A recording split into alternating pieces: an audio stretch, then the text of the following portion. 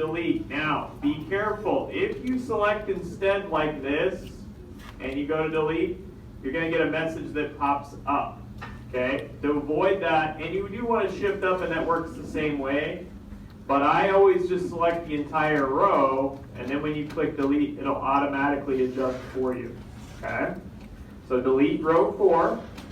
Now watch step H. They want us to get rid of column B. Same way. We're going to delete. Just be careful you only delete one. If you click a second one by accident, you're going to delete your names, and once they're gone, they're gone. So click delete one time. Get rid of that row. All right. Now, last 2 steps. We're going to go to column A. We're going to make that a size 14. Bigger or smaller? Bigger. Bigger, way bigger. I'm going to make it to a 14. Good. Okay. Last step, it says position your cursor between headings row 4 and 5. So down here, row 4 and 5. We want to make this one a size 36, so we're going way bigger. Down here to a 36. Where's jersey number? There's now a gap between.